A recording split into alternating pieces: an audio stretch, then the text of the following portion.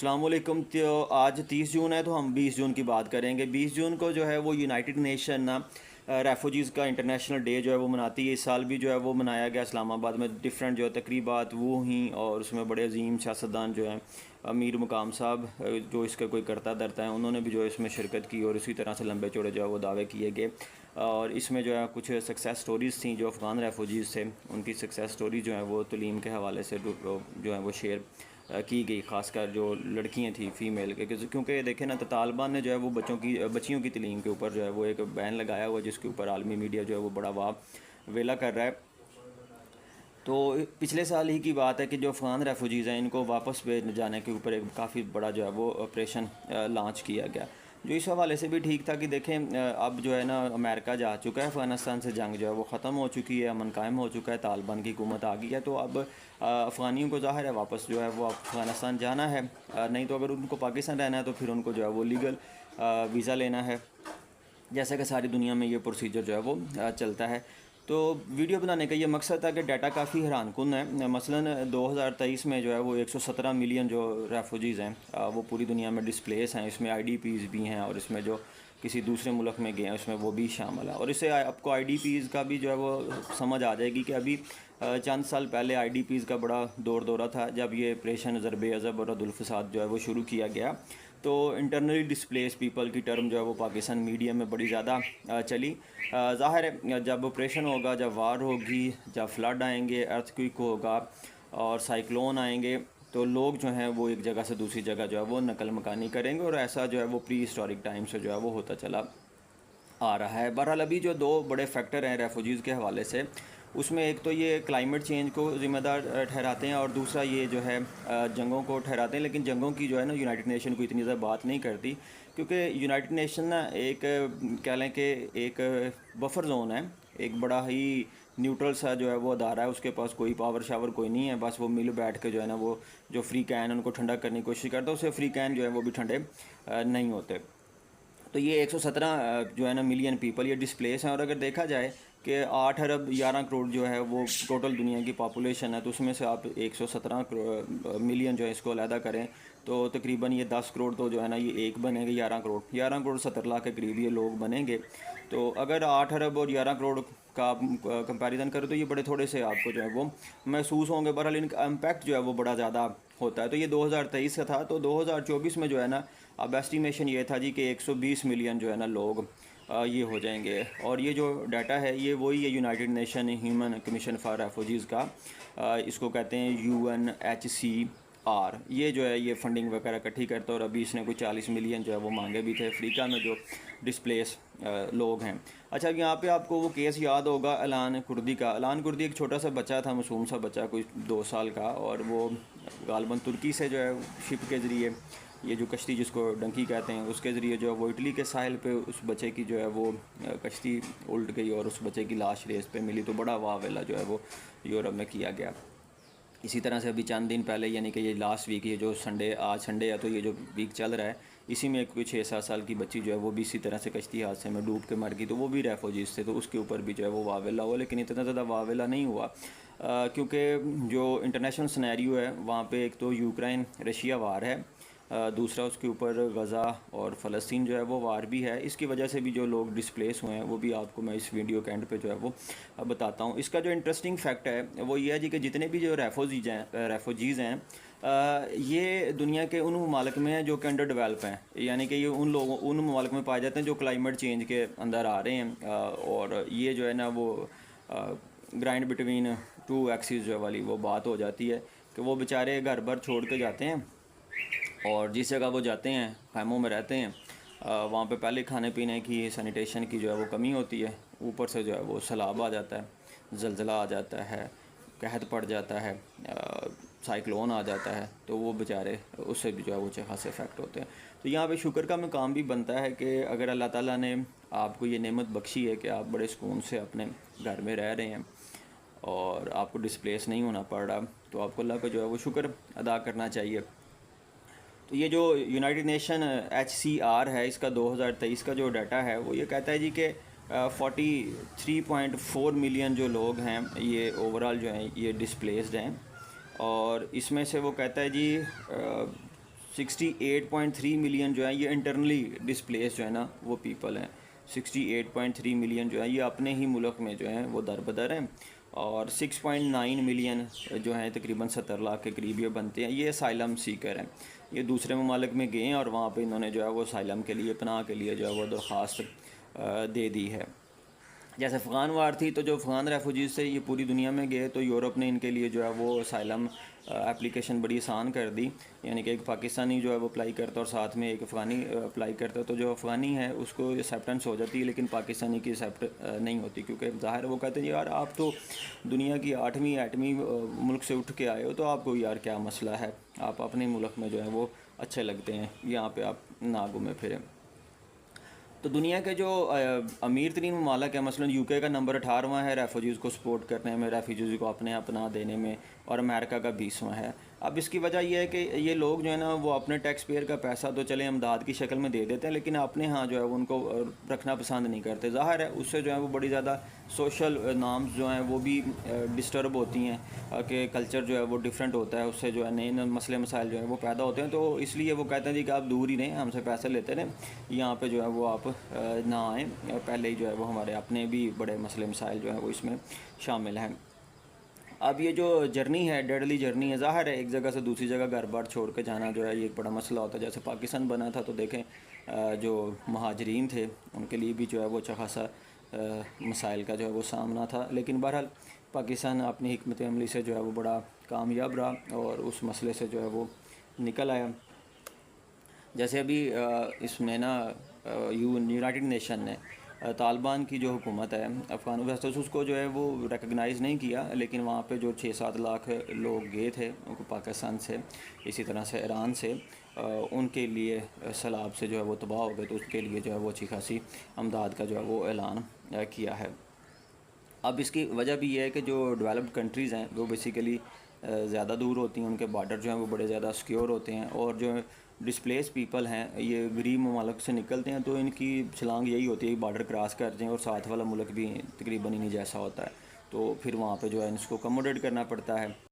यहाँ पे एक जो है ना वो पैराग्राफ है, हार्पर एक UNHCR का जो है वो मेंबर है, नुमाइंदा है, हाँ, उसने जो है ये एक बड़ी अच्छी बात लिखी हुई है। उसने कहा जी कि जो अमीर ममालिक है ना वो कंप्लेन करते हैं इस बर्डन के हवाले से कि रेफुजीज़ हमारे पास आएंगे तो हम जो है वो बर्डनाइज हो जाएंगे। तो उसने कहा है जी कि think about countries like Chad, Jordan, Ethiopia और कीनिया, जो कि क्लाइमेट चेंज से तो पहले ही इफ़ेक्ट हैं और गरीब भी हैं, लेकिन वो कंप्लेन नहीं करते कि पीपल जो हैं वो लोग जो हैं वो उनके यहाँ क्यों आ रहे हैं। तो वो कहता है जी जो गरीब ममालिक हैं उनके दिल जो हैं वो ज़्यादा बड़े हैं अमीर ममालिक से, अकोमोडेशन के हवाले से, पैसों के हवाले से ना भी हों, अकोमोडेशन के हवाले से जो है वो क्या कहते हैं, दिल बड़ा होना चाहिए। ठीक है, तो ये वो मामला है। और यहाँ पे मैं आपके साथ स्क्रीन पे जो है ये एक फिगर भी शो कर रहा हूँ, जिसमें अगर कलर देखें तो उन्होंने इंटेंस पर्पल कलर जो है, डार्क पर्पल कलर जो है वो हाईलाइट किया है। तो इसमें आप पाकिस्तान के पीछे अफ़गानिस्तान देख सकते हैं। इसी तरह से अगर आप इसमें देखें तो अफ्रीकन कंट्रीज़ जो हैं वो बड़ी ज़्यादा हैं। इसमें अगर आप साउथ अमेरिका देखें तो वहाँ के भी जो हैं वो कंट्रीज़ हैं जहाँ से लोग जो हैं वो हिजरत करते हैं अमेरिका की तरफ। सूडान जो है नॉर्थ अफ्रीका में, ये सबसे जो है वो हाईएस्ट नंबर पे रेफुजीज़ जो है वो बनाता है, क्योंकि सूडान में जो है वो सिविल वार चल रही है। तो यहाँ से जो लोग हैं वो जाते हैं चाड में, तो इसी के साथ जो 6 लाख लोग जो हैं वो चाड ने इससे सूडान से जो है वो लिए हैं। इसी तरह से जो होस्ट कंट्रीज़ हैं अगर आप वो देखें, ये इसका फिगर जो है ना तस्वीर वो भी मैं आपके साथ शेयर कर रहा हूँ। तो अगर आप देखें मोर देन 4 मिलियन रेफुजीज़, यानी कि 40 लाख से जो ज़्यादा लोग हैं, वो आपको ये ब्लूइश कलर का जो है वो डाटा आपको नज़र आ रहा है। तो इसमें आपको ईरान जो है वो नज़र आएगा। तो ईरान जो है वो एक बड़ा मुल्क है जो कि अकोमोडेट करता है रेफुजीज़ को। नियरली कहते हैं जी कि 7 आउट ऑफ 10 जो रेफुजीज़ हैं वो अपनी नेबर कंट्रीज़ में जाते हैं, यानी कि हर 10 में से जो 7 लोग होते हैं वो अपने हमसाया मुल्क में चले जाते हैं। ईरान और जो टर्की है ये सबसे ज़्यादा जो है वो रेफुजीज़ को अपने यहाँ अपना देते हैं। उसमें अफ़गानिस्तान के लोग भी हैं और उसमें शाम के लोग जो हैं वो भी शामिल हैं। अब इसमें क्लाइमेट चेंज की तरफ आते हैं। क्लाइमेट चेंज जो है वो जैसे हम थर्ड वर्ल्ड ममालिक में रहते हैं तो हमारे लिए जो है वो कोई ख़ास इशू नहीं है या हमें समझ नहीं आती। क्लाइमेट चेंज वाकई एक रियलिटी है और ये काफ़ी ज़्यादा अफेक्ट कर रही है और फ्यूचर में भी करेगी, जब तक हम अपनी आदत जो है कार्बन फुट प्रिंटिंग जो है उसको कम नहीं करेंगे। मसलन 2016 के बाद जो है वो 2024 को कहा गया जी कि ये उसको जो है ना वो पीछे छोड़ देगा, वार्मेस्ट ईयर होगा। और इसमें अब ये कहा गया जी कि जो सरफेस टेम्परेचर है वो 1.5 डिग्री सेल्सियस अबव होगा प्री इंडस्ट्रियल लेवल से। जो अब प्री इंडस्ट्रियल जो टाइम है ये 1750 से लेकर 1850 का जो है वो ज़माना कहा जाता है प्री इंडस्ट्रियल, यानी कि जब हल वगैरह जो हैं वो नहीं थे, ये ट्रैक्टर के हल वगैरह नहीं थे, लोग जो है वो बैल से या खुद मैनुअली जो है वो ज़मीन में हल चलाते थे, तो उसको प्री इंडस्ट्रियल टाइम कहते हैं। उससे जो है वो तकरीबन 1.5 डिग्री सेल्सियस जो है वो टेम्परेचर ज़्यादा होगा। और कुछ एस्टिमेशन जो है वो कहते हैं कि असल में जो है ये एक रेंज है 1.1 से लेकर 1.9 डिग्री सेल्सियस जो है वो ज़्यादा होगा। कहने को तो ये 1.5 डिग्री सेंटीग्रेड है, लेकिन लिविंग बॉडी के लिए ये बड़ा ज़्यादा इफ़ेक्ट रखता है। अब इसमें जैसे कल की ही 29 जून की ये खबर थी जो कि जो तुर्की है वो अब जो शामी रेफुजीज़ हैं जो इलीगल हैं उनको जो है वो डिपोर्ट कर रहा है, तो इसके ऊपर भी जो है ना एक वावेला किया गया जी कि तुर्की को जो है वो ऐसा नहीं करना चाहिए। अब इसमें अगर हम साउथ अमेरिका की बात करें तो साउथ अमेरिका में जो है ब्राज़ील में फ़्लड आया, जिसकी वजह से जो है अच्छे खासे जो लोग हैं वो डिस्प्लेस हुए। मसलन इसमें जो है वो तकरीबन 6,30,000 लोग जो हैं वो इसमें अफेक्ट हुए और डिस्प्लेस हुए। और इसमें जो है तकरीबन कहते हैं जी कि 43,000 रेफुजीज़ जो हैं वो दूसरे ममालिक में जो है वो चले गए हैं। इसमें वेनेज़ुएला, इसमें हिटी और इसमें क्यूबा जो है वो शामिल है। और उसके बाद UNHCR जो है उसने अपील की है 40 मिलियन डॉलर की, ताकि ये जो 5.6 रेफुजीज़ हैं जो कि इसमें ब्रोंडी में, इथोपिया में, सोमालिया, रवांडा, साउथ सूडान में और सूडान में हैं, इनके लिए जो है वो फूड का, शेल्टर का, कैश असिस्टेंस का जो है, पानी का, सैनिटेशन सर्विसेज का जो है वो इनके लिए क्या किया जाए, एक अरेंजमेंट जो है वो किया जाए। तो अच्छी बात है जी, इसी से इंसान होने का पता चलता है कि कैसा हमारे पास अदारा है। चलें जो जंगे शंगे तो नहीं रोकता, लेकिन यह है कि मुश्किल वक्त में जो पैसे होते हैं वो देता है। और इसी से आपको वो अब अंजलिना जोली का हार याद आ रहा होगा कि वो बेचारी जो है वो सैलाब में यहाँ पे मदद करने आई, तो गिलानी साहब, उसको यूसुफ रज़ा गिलानी साहब ज़ाहिर है गद्दी नशीन है, पीर है, तो पीर तो नजराने लेते रहते हैं, तो उन्होंने सोचा कि शायद जो है ये हार जो है वो क्या देना है, इन गरीब गुरबा पे क्या लगाना है, तो उसको हम खुद रख लेते हैं, ये शान नहीं है। तो ये एक अच्छी जो है वो बात थी। तो चलें, पीर साहब हैं, अब क्या किया जा सकता है। तो उन्होंने अंजलिना जोली का वो हार जो है वो रखा। इस तरह से जो तुर्की की उस वक़्त फ़र्स्ट लेडी थी गालिबन, ये तैयब एर्दोगान जो है उसकी वाइफ थी, उसके साथ भी कुछ तरह का जो मामला वो पाकिस्तान में हुआ। तो पाकिस्तान खपे कहना चाहिए हमें। अब जो इसराइली फ़ोर्सेस हैं, अब इसकी कार्रवाई सुन लें कि जी इसराइली फ़ोर्सेस जो है ना वो अल जज़ीरिया पे अपने यहाँ जो है वो पाबंदी लगाना चाहते हैं। अब इसमें एक अलहदा से मेरा प्रोग्राम है कि मैं वीडियो करूँ कि जो एक्स है ये बैन है, तो क्या ये पाकिस्तान में ही बैन है या दुनिया में भी ये बैन रहा है। इसी तरह से टिकटॉक है, तो इसके ऊपर एक अलहदा से वीडियो में बात करेंगे। बहरहाल अल जज़ीरा पे ये पाबंदी लगाना चाहता है कि जो अगर आप देखें तो अल जज़ीरा जो टीवी है ना वो अच्छी खासी रिपोर्टिंग करता है डेली बेसिस के ऊपर, इसराइल गज़ा वार के ऊपर जो है वो अपडेट देता है। तो अगर आप इसराइल गज़ा वार में इंटरेस्टेड हैं तो आपको अल जज़ीरा जो है इसकी न्यूज़ जो है वो देखनी चाहिए। तो इन्होंने अभी कल ही जो है एक वाटर डिस्ट्रीब्यूशन था गज़ा सिटी में, पानी तकसीम कर रहे थे, वहाँ पे हमला किया। 4 लोग जो हैं वाल गाज़ी फैमिली के वो शहीद हो गए। उसमें जो है वो एक बच्चा जो है वो भी शामिल था। यूनाइटेड नेशन का एक स्पोक्समैन है जी स्टीफ़न, जो स्टीफ़न है उसने कहा जी कि जो इसराइल ने नया एक हमला शुरू किया है गज़ा सिटी शुजाइया में, उससे जो है तकरीबन 60,000 जो लोग हैं वो डिस्प्लेस हुए हैं। और उसके बाद जो है वो कहता जी कि इसमें जो है वो अलमुसावी एरिया में जो इन्होंने ऑपरेशन किया सदरन गज़ा में, उसके नतीजे में जो है ना 5 लाख लोग जो हैं वो डिस्प्लेस हुए हैं और काफ़ी ज़्यादा जो है वो हलाकतें हुई हैं। तो दुनिया को जो है ना ये इसराइल जंग से जो डिस्प्लेस लोग हैं ना, ख़ासकर फ़लस्तीनी मुसलमान, वो नहीं नज़र आते, उसको इसराइली नज़र आ जाते हैं। इसराइल में भी लोग जो हैं वो डिस्प्लेस हुए हैं और ज़्यादातर इंटरनल उनके IDPs ही बने हैं, लेकिन कुछ दूसरे ममालिक में भी जो है वो गए हैं, तो वो उनको जो है वो नज़र आ जाते हैं। वैसे तो ये रेसिज़म के ख़िलाफ़ है, लेकिन ख़ुद ये रेसिज़म जो है वो करते हैं। वो वही हिसाब है जी कि मेरा कुत्ता जो है वो टॉमी है और किसी का जो कुत्ता है वो टॉमी नहीं है, वो डॉग है। इसराइली फ़ोर्स ने उसके बाद जो है एक बुरीज रेफ्यूजी कैंप है वहाँ पे भी हमला किया है। तो अगर आप देखें तो जो वेस्टर्न कंट्रीज़ है ना, वहाँ पे अब इसके बारे में भी अच्छी खासी जो है वो डिबेट होती है कि जो इसराइल है इसके वार क्राइम जो है वो बड़े ज़्यादा हैं। तो नेतन्याहू को जो है वो अमेरिका इसको साथ नहीं देना चाहिए नेतन्याहू का।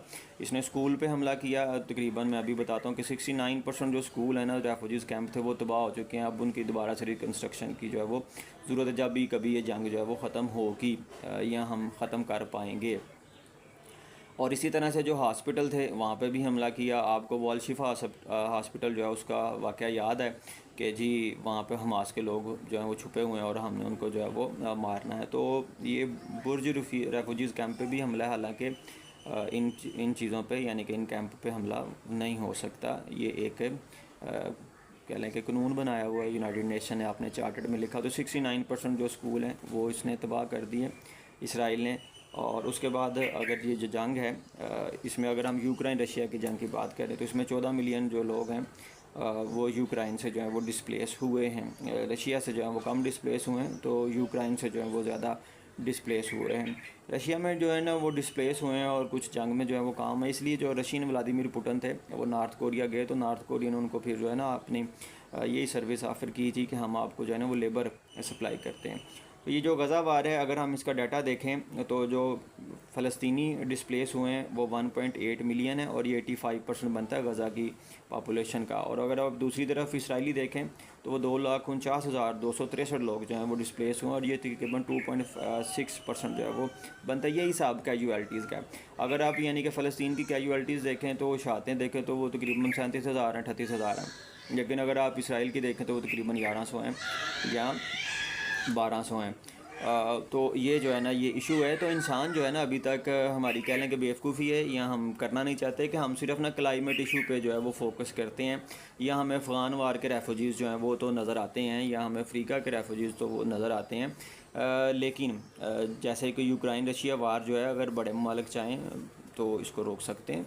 इसी तरह से अगर आप इसराइल और फ़लस्तीन का जो इशू है ये जंग है इसको रोकना चाहते तो आप बड़ी देर पहले रोक सकते थे, आपको ये 9-10 माह ना लगते। अभी भी बहरहाल वो नहीं रुकी 9 माह से, तो उसको जो है वो ज़्यादा हो चुका है। यूक्रेन वार को 2 साल से जो है वो ज़्यादा हो चुका है।